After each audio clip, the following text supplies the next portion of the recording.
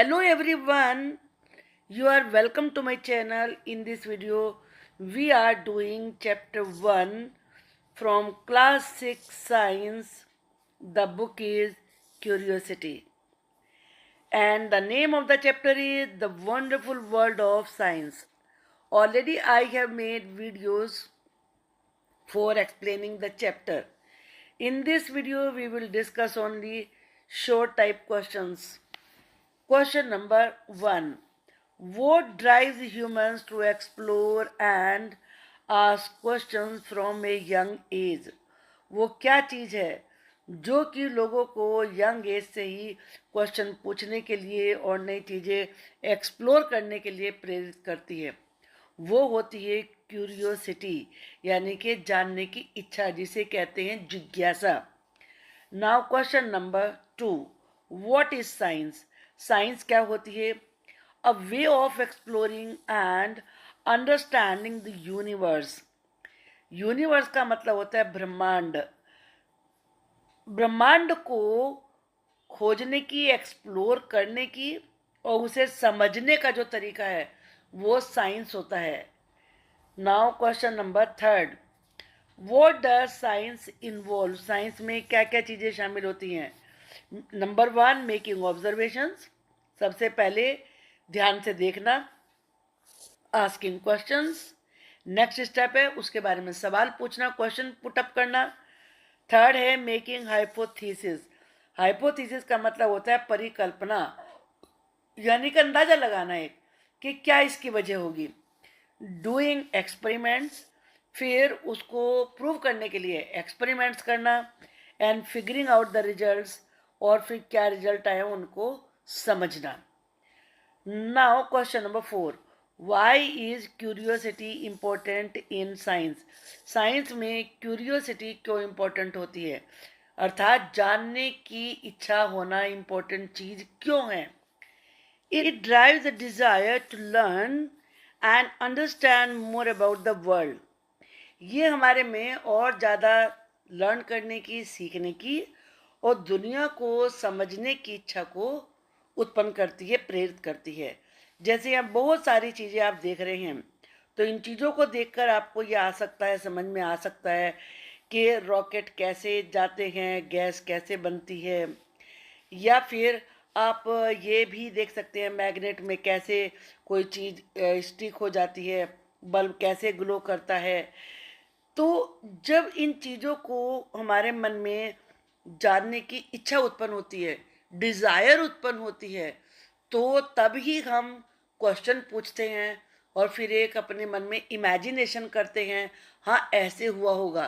फिर एक्सपेरिमेंट करते हैं और फिर उसका रिजल्ट हमारे सामने आता है. भाई यही साइंस है. Now next question. Give an example of being curious. Curious होने का एक एग्जाम्पल दीजिए. And doing a bit of science, और थोड़ी सी साइंस करके दिखाने का भी. टेकिंग अपार्ट ए टॉय, कि किसी टॉय को अलग करिए, टू सी, ये देखने के लिए हाउ इट वर्क, कि वो काम कैसे करता है. जब आप उस टॉय को अलग अलग उसके हिस्से करेंगे तो तब आपको हो सकता है उसका कुछ पता चले कि हाँ वो कैसे चलता है, कैसे फंक्शन करता है. Now question number 6. What does science help us to do? Science हमारी क्या करने में हेल्प करती है? Answer questions and solve mysteries. Question का आंसर देने में और जो मिस्ट्रीज है, रहस्य है, उनको सॉल्व करने में हमारी हेल्प करती है. Why do star shine in the night sky? According to science, science के अनुसार स्टार्स रात में क्यों चमकते हैं? Due to reactions happening inside them. जो उनके अंदर रिएक्शंस होते हैं उनकी वजह से वो नाइट में चमकते हैं. What help plants know when to bloom? क्या चीज प्लांट्स की हेल्प करती है कि वो कब खिले? Light and temperature. Why is earth special? Earth special क्यों है? It is the only planet we know that has life. क्योंकि अर्थ ही केवल एकमात्र वो प्लैनेट है जिसके ऊपर लाइफ है, जिसके ऊपर जीवन है, इसीलिए ये इम्पोर्टेंट है. Vote are ecosystems? इकोसिस्टम्स क्या होते हैं?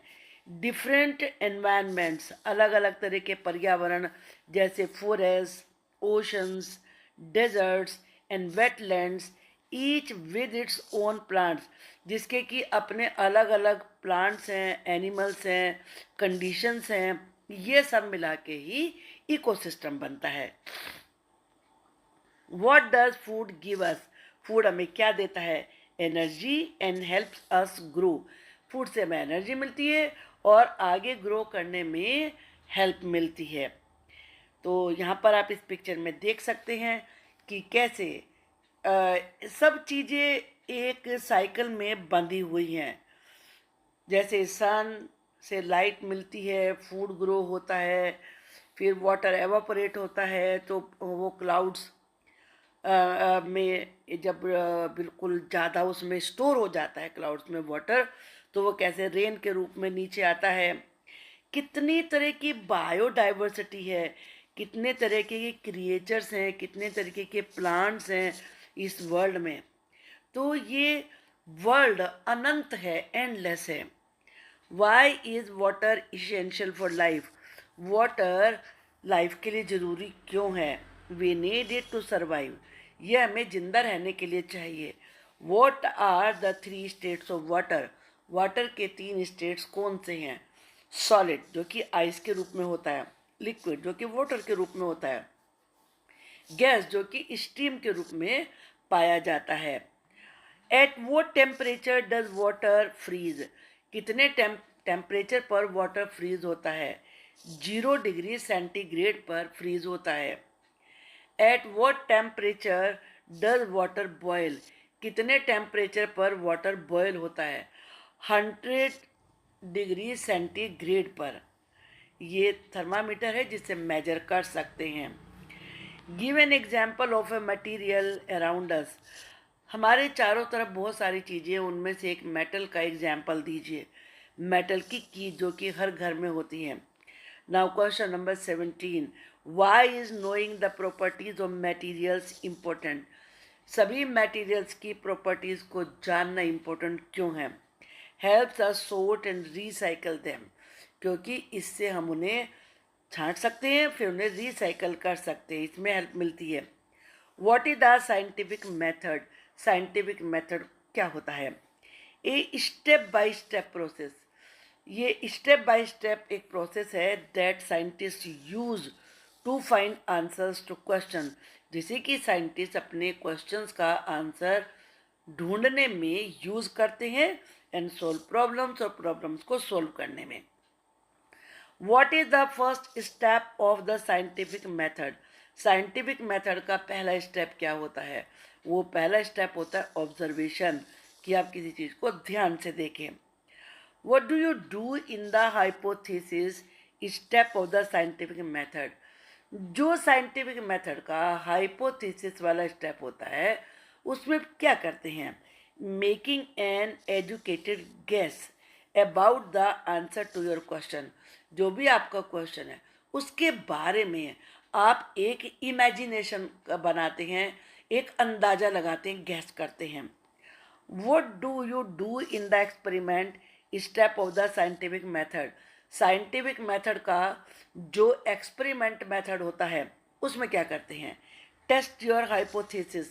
आप अपनी इमेजिनेशन को टेस्ट करते हैं by doing an experiment, experiment करके, और मेकिंग मोर ऑब्जर्वेशन, या फिर और ज़्यादा ऑब्जर्वेशंस करके। What do you do in the analysis step? जो एनालिसिस स्टेप होता है उसमें क्या करते हैं?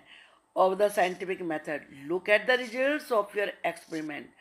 आप अपने एक्सपेरिमेंट्स के रिजल्ट को ध्यान से देखते हैं, टू सी, ये देखने के लिए, if they support your hypothesis, क्या वो रिजल्ट आपने जो अंदाज़ा लगाया था उसको सपोर्ट कर रहे हैं या नहीं कर रहे हैं। What do you do in the conclusion step of the scientific method? Scientific method के कंक्लूजन वाले स्टेप में आप क्या करते हैं? डिसाइड, आप ये डिसाइड करते हैं whether your hypothesis was correct, कि क्या तुम्हारा अंदाजा, तुम्हारा गैस सही था, based on the results of your experiment. और ऐसा आप करते हैं अपने एक्सपेरिमेंट के रिजल्ट के आधार पर। Give an example of using the scientific method for a simple problem. कोई भी सिंपल प्रॉब्लम लीजिए और साइंटिफिक मेथड उसको यूज़ करने के लिए उसका एग्जाम्पल दीजिए। हमने यहाँ पर जिस एग्जाम्पल को लिया है वो ये है, पेन स्टॉप्स राइटिंग। मान लो आपके पेन ने राइटिंग बंद कर दी।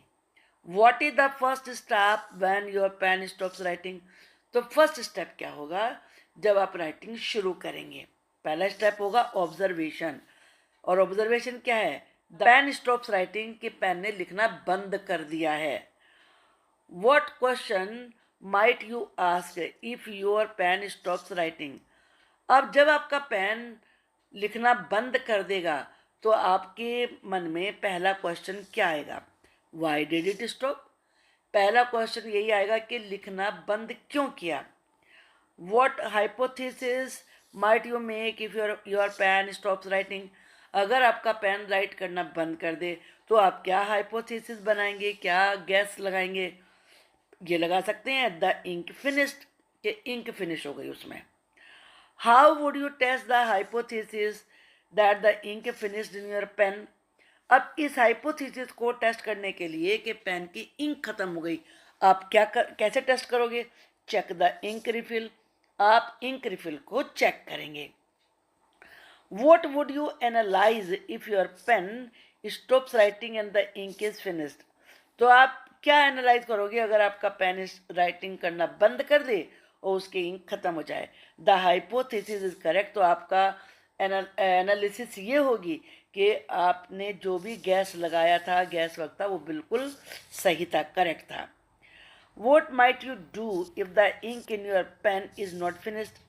अब आप क्या करोगे? मान लो पेन की इंक जब आपने चेक किया फिनिश ही नहीं हुई, but it still doesn't write, लेकिन फिर भी नहीं चल रहा है। Make another guess. अब दूसरा हाइपोथेसिस करो, दूसरा गैस लगाओ। Example, the ink dried up, कि इंक सूख गई होगी। Why is the scientific method important? Scientific method important क्यों होता है? It helps us find reliable answers and understand the world better. क्योंकि साइंटिफिक मेथड से हमें रिलायबल, जिस पे हम विश्वास कर सके, ऐसा जवाब मिलता है और दुनिया को बेहतर समझने में भी हेल्प मिलती है।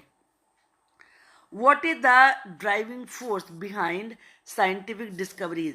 साइंटिफिक डिस्कवरीज के पीछे की प्रेरणा देने वाली शक्ति क्या है? वो है क्यूरियोसिटी, यानी कि जिज्ञासा। What is the benefit of the collaborative nature of science? Science का जो एक कुल मिला के जो काम होता है सहयोग के साथ, उसका फायदा क्या होता है, बेनिफिट क्या होता है? साइंटिस्ट वर्क टुगेदर, साइंटिस्ट एक साथ काम करते हैं टू मेक डिस्कवरीज, डिस्कवरी करने के लिए, खोजबीन करने के लिए।